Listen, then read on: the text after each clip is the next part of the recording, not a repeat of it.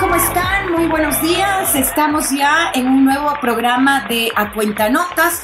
Por supuesto, un poco siguiéndole el pulso a las inquietudes ciudadanas y que se han generado en los últimos días. Y precisamente uno de los temas que ha despertado enorme interés y yo diría que también gran preocupación, sobre todo por parte de los jóvenes universitarios, tiene que ver con el tema de la reforma a la LOES, la Ley Orgánica de Educación Superior. Temas, por ejemplo, como el libre ingreso, la gratuidad de la educación, los cupos universitarios, ¿hay o no hay más cupos universitarios? Sobre todo en la universidad pública, la apertura de aquellas denominadas universidades de garage son algunas de las preocupaciones que en este momento tienen nuestros jóvenes. Y por supuesto nosotros también queremos incluir en este espacio de debate, en este espacio de reflexión, de discusión, que es un aspecto importante, sobre todo, insisto, para nuestros jóvenes que van a la universidad o que ya están estudiando en la universidad. Y para eso hemos invitado en este nuevo espacio de A Cuentanotas a Elisa Castillo. Hola Elisa, ¿cómo estás? Elisa es estudiante de la Universidad Católica, ella estudia antropología en este momento, también es presidenta de la Asociación de Escuela y militante del colectivo Coraje. Qué lindo nombre, me encanta. Coordinadora Alternativa de Jóvenes de Estudiantes. Eso significa coraje. Así que Elisa está con nosotros y también nos acompaña Cristina Becerra. Cris, ¿cómo estás? Qué gusto también tenerte. Ella es de la Universidad de Cuenca, está estudiando Género y Desarrollo y también es cofundadora de ARDE, también un nombre lindísimo, Acción Rebelde de Estudiantes. Así que tenemos a dos jóvenes rebeldes, a dos jóvenes que están también esperando, por supuesto, formarse de una forma absolutamente adecuada para poder ser útiles a nuestra sociedad. Me encanta poder conversar en este espacio con chicas jóvenes, inteligentes, que tienen muchas propuestas para darnos y dar a conocer también. Así que Lisa, Cris, muchísimas gracias por estar aquí. Les envío un fuerte, fuerte abrazo. Muy buenos días. Y les empiezo haciendo una pregunta.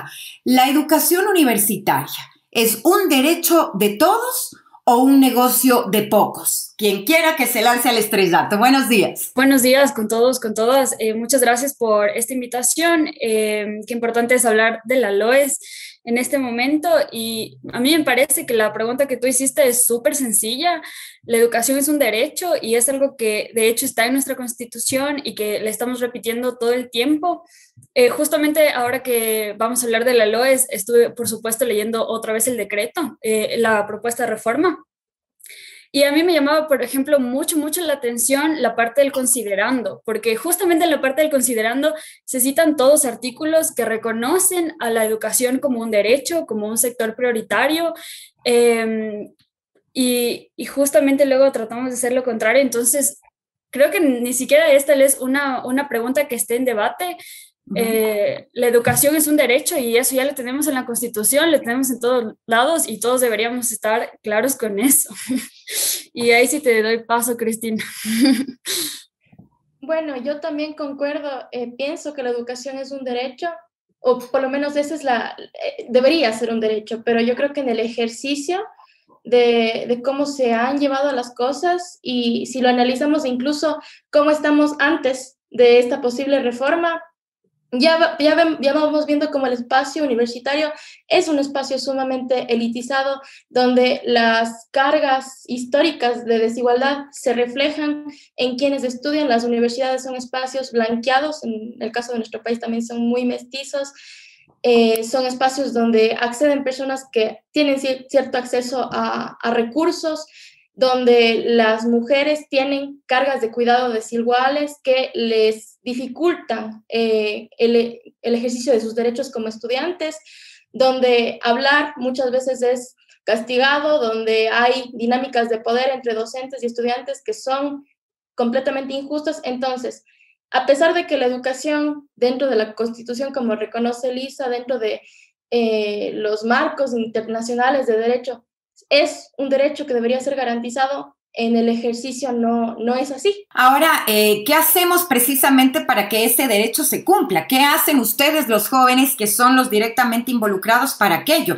La idea es generar en este espacio un debate entre Lisa, entre Cristina, reflexiones que nos pueda servir a todos para tener básicamente pautas que nos marquen un camino a seguir precisamente para aquello que ustedes han dicho, que se haga respetar aquello que ya está consagrado en la Constitución y que es un derecho para todos, indiscutiblemente, más allá de posiciones sociales, más allá de cuestiones económicas y demás. Todos tenemos acceso a una educación pública, gratuita, de calidad. ¿Qué hacemos precisamente para ir en ese camino?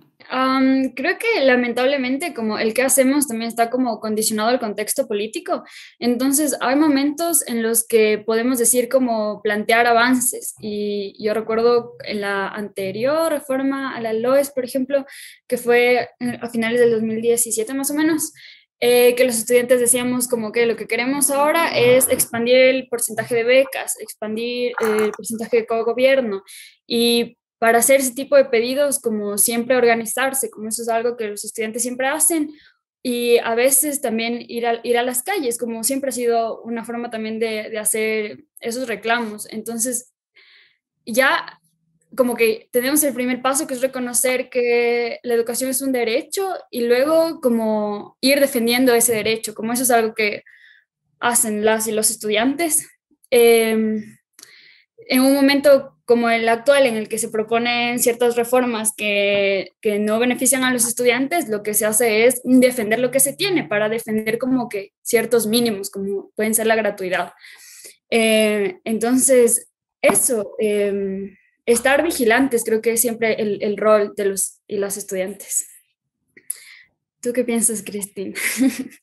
Concuerdo con que como movimiento estudiantil necesitamos ser bastante estratégicas en el sentido de que tenemos que saber leer la coyuntura política y más allá de eso, yo creo que, bueno, desde ARDE, el movimiento del que yo formo parte, hemos analizado siempre la necesidad de no abandonar los frentes de lucha porque así como existe la presión en las calles y es fundamental esta organización de base, estos procesos de reflexión colectiva, también es necesario ver cómo nos vamos colando también en la institucionalidad, cómo vamos ejerciendo presiones en la mesa de debate cuando esta está abierta.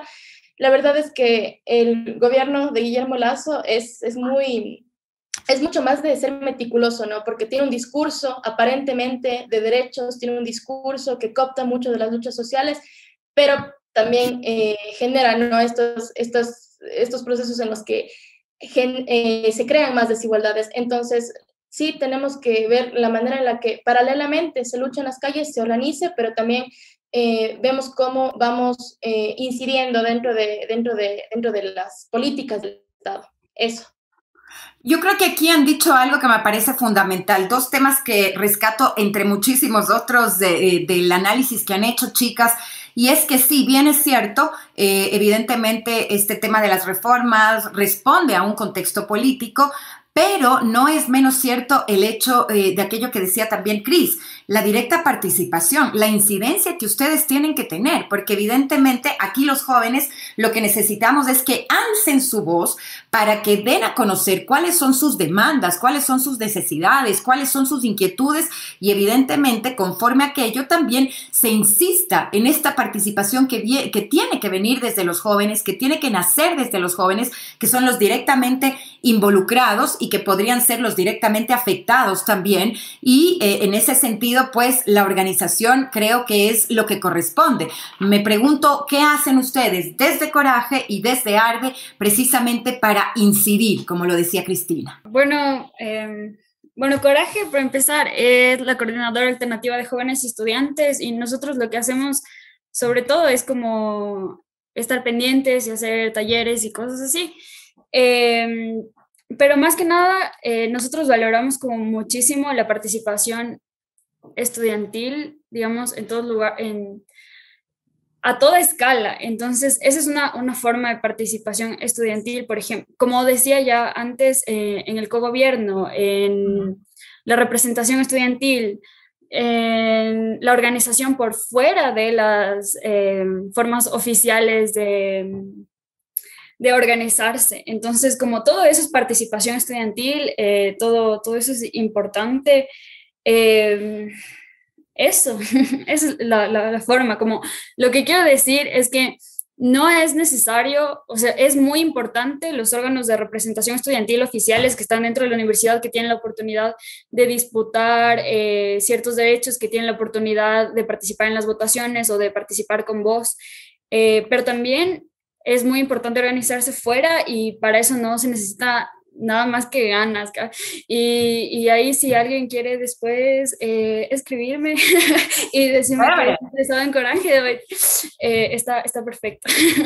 No, lindísimo, es que es eso, básicamente la idea es que se puedan organizar, no necesariamente desde alguna instancia, digamos, de organización que ya exista, sino que cualquier joven que sienta que tiene la posibilidad de decir algo, de aportar, de dar una idea, puedan pues sumar esas voluntades y en beneficio de una causa común pues seguir adelante. Sí, definitivamente ARDE nace también dentro de este contexto estudiantil. También consideramos muy importantes los espacios de enunciación estudiantil, los espacios formales de representación.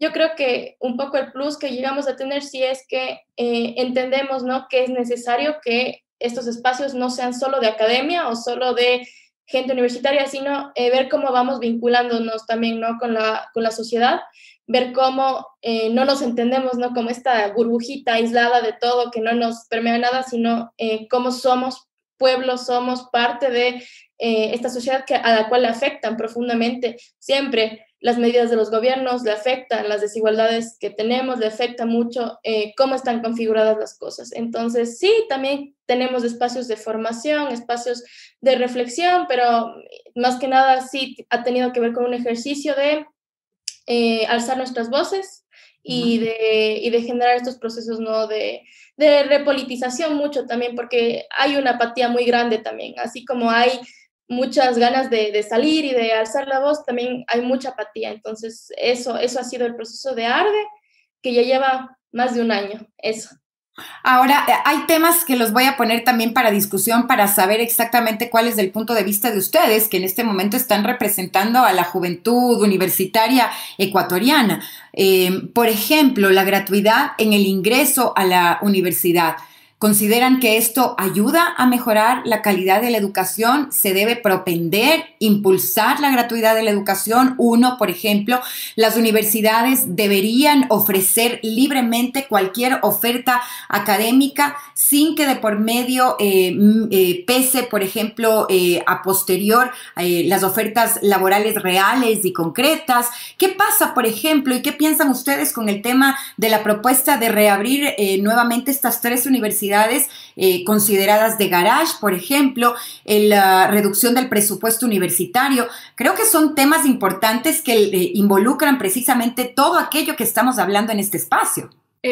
Bueno, ahí pienso que igual Cristina va a estar de acuerdo que nuestro sentir es un sentir de total rechazo a estas propuestas que nos hacen retroceder en nuestro horizonte de una universidad pública, gratuita y de calidad. Y justamente esto que decías, por ejemplo, de la gratuidad, es que la universidad se enriquece cuando hay más personas, y en la propuesta de reforma está quitar la gratuidad para extranjeros, por ejemplo. Eso es, de todas formas, un retroceso. Otra forma en la que se quita la gratuidad está en cómo se entiende la responsabilidad académica, porque hay muchas más probabilidades de que a alguien le quiten la gratuidad que antes, porque se entiende responsabilidad académica como un estudiante que toma todos sus créditos, todos a tiempo, todos en los plazos que se dice, cuando realmente como la realidad de los estudiantes, sobre todo de los estudiantes públicos, es que muchos trabajan o muchos tienen, como también decía Cristina, como tareas de cuidado, cosas así, que impiden a veces que tomes un crédito que tienes que tomar a tiempo o que te retrases un poco, como cosas así. Entonces pone en riesgo la gratuidad y pone en riesgo la universalidad de la universidad, o sea, la razón de ser de la universidad, que es como encontrar personas para hacer un intercambio de saberes, etcétera. Y la gratuidad es a donde vamos, o sea, está bien que tenemos universidades públicas, yo misma estudié en una universidad pública, privada, pero es a la universidad pública a la que apuntamos porque es ahí donde realmente se da, por ejemplo, este ascenso social. Yo me acuerdo que, o sea, hay muchas personas ahora en la universidad que son primera generación que están de sus familiares que están estudiando en la universidad. Entonces es como, y es gracias a la universidad pública, es que es la única manera. Entonces, si realmente nos preocupan los jóvenes, si nos preocupan los sectores más vulnerables, si nos preocupan la gente, entonces es a la universidad pública y es a defender la gratuidad a donde siempre vamos a ir. Y esto que decías de las universidades de garage, la reforma que propone Lasso, de hecho, basa su argumento, sus razones en que quiere que sea una universidad autónoma real, real entre comillas, quitándole lo de autonomía responsable y en extender el cupo. Y sí, es verdad que si abrimos nuevas universidades va a haber más cupos, pero ¿qué clase de cupos? O sea, estamos quitándole y negándole la calidad a los estudiantes, porque sí, bueno, entonces todos entramos a una universidad que hice yo en mi casa y ya, y estás estudiando, pero ese título no te va a servir para nada. Probablemente te endeudes para entrar a esa universidad y al final es sacarte de la universidad, aunque te den como que la ilusión de que estás yendo a la universidad, de que vas a sacar un título. La verdad es que no, y es justamente porque van las cosas juntas, que sea gratuita y de calidad, que no podemos estar a favor de la reapertura de este tipo de universidades. Porque Cris, no podemos... Ya, sí, dale, Cris, perdón. No, tranquila. La idea es que se establezca ese diálogo. Me parece súper importante lo que tú dices. Quisiera saber si es que Cristina está de acuerdo o no, porque claro, menos presupuesto implica menos becas. Y si es que hay menos becas, probablemente los jóvenes que no tienen tantas oportunidades para acceder a la universidad tendrán que en determinado momento escoger entre comer o estudiar, entre trabajar y sostenerse económicamente o estudiar, si es que no hay ese apoyo por parte del Estado. Sí, bueno, aparte de que concuerdo completamente con lo que ha dicho Elisa sobre la gratuidad y también, bueno, sumo mi total rechazo ante toda la cuestión que está detrás de la LOES. Yo creo que sí hay que hilar fino y saber ver cómo es que el gobierno va a manejar y está manejando discursivamente esta cuestión de la reforma, cómo es que estamos en un país donde muchísimos y muchísimas jóvenes no están accediendo a la universidad, no están accediendo a la educación superior, y en ese contexto es muy fácil que le suene bonito, ¿no? Decir como que va a haber más universidades, van a tener autonomía, va a haber más carreras y van a poder entrar más personas, porque eso es la necesidad material de las personas. Lo que no se puede llegar a leer es esta cuestión, ¿no? La situación de que el gobierno puede que esté diciendo eso, pero al mismo tiempo, si es que no suma presupuesto, lo que va a haber es una educación que no sea de calidad, que no sea para todo el mundo, y simplemente estamos generando, ¿no?, otra vez estas brechas que de por sí ya están, pero más bien dicho, no estamos generando las brechas, estamos agrandando las brechas que ya existen. Entonces, sí, concuerdo mucho, pero creo que hay que ver cómo desde el movimiento estudiantil y desde también otros movimientos sociales nos vamos pronunciando de una manera que sea entendible, digerible, para hacerle contrapeso a esta discursiva que es muy engañosa, ¿no? Esa es la reflexión que yo tengo al respecto. Interesante, lo del contrapeso realmente es necesario porque lo que se hace es precisamente establecer este equilibrio que en este momento no existe y de tratar de alguna forma, y con esto termino, de compaginar la realidad del país, que de por sí es una realidad difícil y que también debemos entenderla, la realidad del país con las necesidades de los jóvenes. ¿Se puede hacer eso? Es decir, eso sería lo ideal, compaginar las dos cosas para, evidentemente, comprender el momento en el que estamos atravesando, también producto de los desaciertos económicos, pero producto de una pandemia que nos ha tenido prácticamente 16 meses, 14 meses en la casa, con las necesidades que ustedes tienen, las necesidades de los jóvenes. Ahora jóvenes que están más ávidos de aprender, precisamente por el hecho de haber estado recluido tanto tiempo, probablemente, jóvenes que tienen más inquietudes y que debe ser una respuesta la que se dé por parte de las autoridades, por parte del Estado y demás, sin dejar de entender también el contexto en el que estamos. Sí, efectivamente, yo creo que las necesidades materiales en este momento nos hacen ver cómo existe una crisis de sostenibilidad de la vida, ¿no? Más allá del hecho de que hay una crisis coyuntural, económica y que estamos atravesando por todas estas problemáticas del momento, yo creo que igual tenemos que llegar a criticar, ¿no? Cómo de base la estructura, la manera en la que está estructurada nuestra sociedad es desposesión, es desigualdad, es cargas desiguales de trabajo para las personas, en especial para las mujeres, en especial para los grupos más históricamente vulnerados, no vulnerables. Y yo creo que es necesario hacer este análisis siempre, o sea, siempre tenerlo en la punta de nuestra cabeza cuando estamos hablando de estos temas.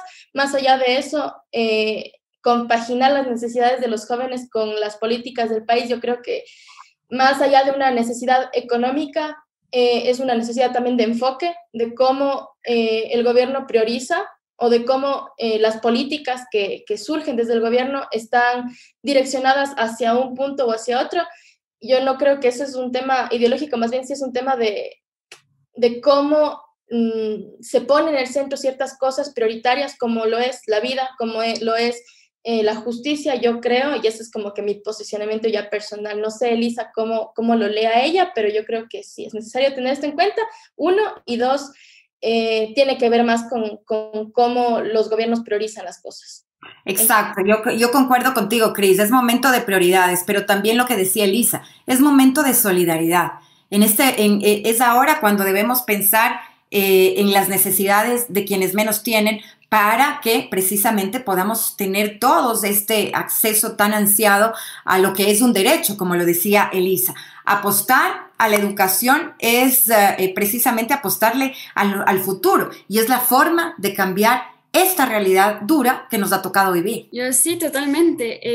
Y lo que necesitan, o sea, nuestras necesidades ahora, la de los jóvenes, son los cupos universitarios. O sea, nunca ha sido culpa de la prueba, nunca ha sido culpa de cómo se asignan los cupos, nunca ha sido como que no hay suficientes cupos y esa es la necesidad que se debe suplir, la de los cupos, como cambiando una prueba cada año. Nunca vamos a resolver el problema de los cupos. La única forma de resolver el problema de los cupos es dándole más presupuesto a las universidades, invirtiendo en infraestructura, invirtiendo en profesores, invirtiendo en la educación. Y justo me gustó mucho lo que decían también de las prioridades, porque justamente eso, como, ¿qué vamos a priorizar? ¿Abrir universidades, aunque no sirvan para nada esas universidades, o vamos a priorizar la calidad? Y aunque nos tome tiempo, nos tome también mucho presupuesto, darle a los estudiantes educación pública y de calidad.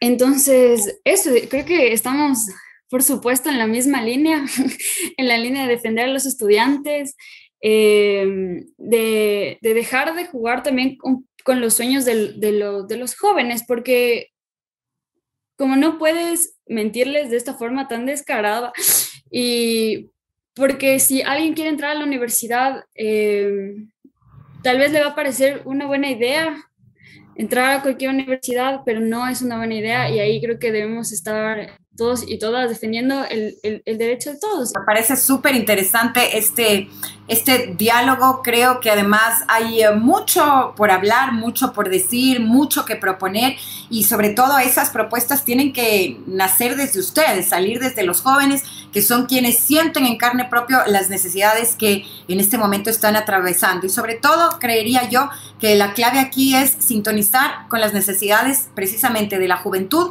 y tener y mostrar más empatía en todos los niveles de la sociedad. Creo que la empatía es lo que precisamente nos va a mover a conseguir oportunidades que sean para todos y para todas. Chicas, yo les agradezco muchísimo por este espacio de reflexión, de análisis. Hay muchísimas inquietudes. Seguramente no va a ser la primera vez que conversemos, porque este tema da para largo, pero me interesa y me alienta saber que hay personas y jóvenes absolutamente comprometidas como ustedes, y que atrás de ustedes hay un cúmulo de chicos y chicas también que están peleando por sus derechos. Eso es lo que corresponde hacer a la juventud, precisamente con coraje y con esa pasión que arde desde adentro, pues seguir adelante para beneficio de la sociedad, porque si ustedes están formados, evidentemente luego vamos a tener una sociedad con mayores oportunidades, con mayor formación, y esto nos va a hacer bien a todos.